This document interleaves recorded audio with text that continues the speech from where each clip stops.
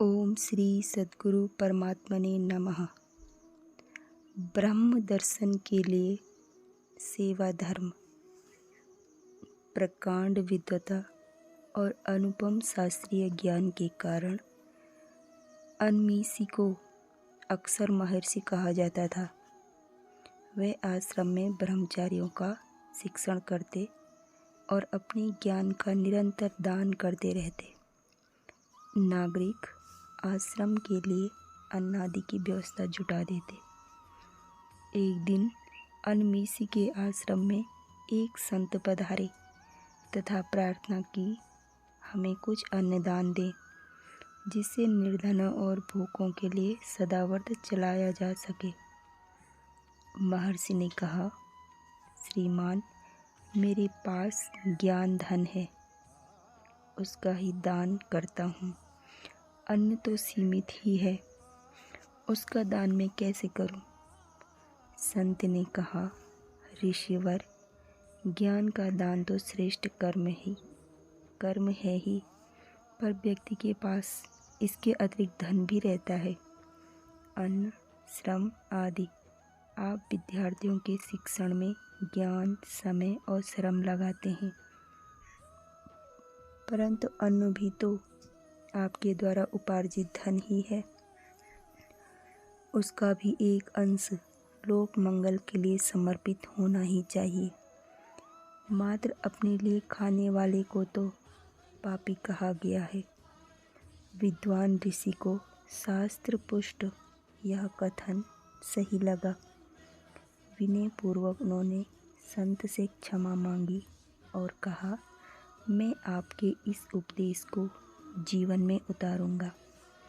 जीवन सहचरी से महर्षि ने मंत्रणा की। उस धर्मपरायणा ने सहर्ष स्वीकृति दे दी।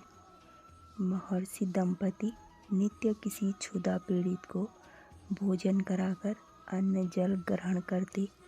लंबे समय बाद एक दिन ऐसा हुआ कि कोई भी आश्रम के द्वार पर नहीं आया। प्रतीक्षा में दिन ढल गया।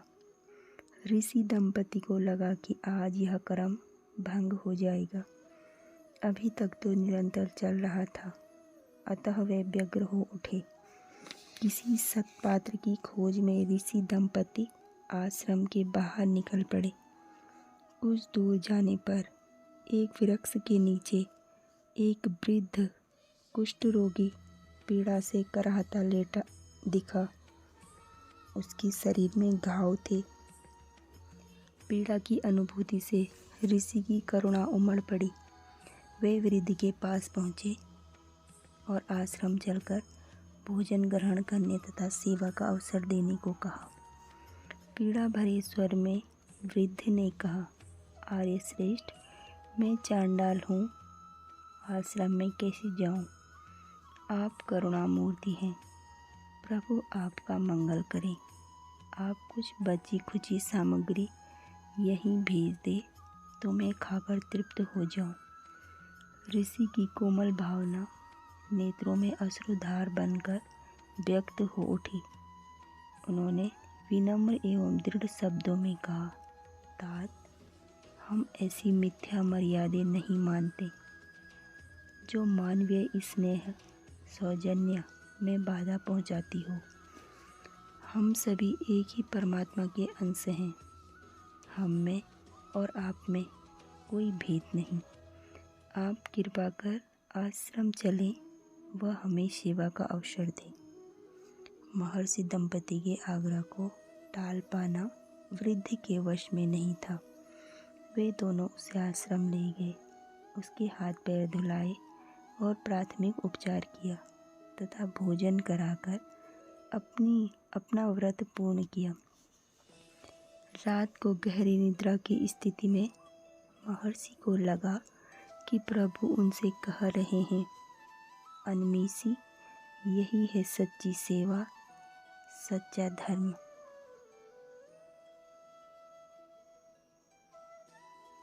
इसी को अपनाने से आत्मा की प्राप्ति तथा ब्रह्म का साक्षात्कार होता है। प्रातः जगने पर ऋषि ने देखा कि उनकी धर्मपत्नी के मुखमंडल पर भी ब्रह्म तेज के प्रतीक चिन्ह, गहरी तृप्ति, आंतरिक आह्लाद एवं प्रसन्नता के भाव छाए हैं।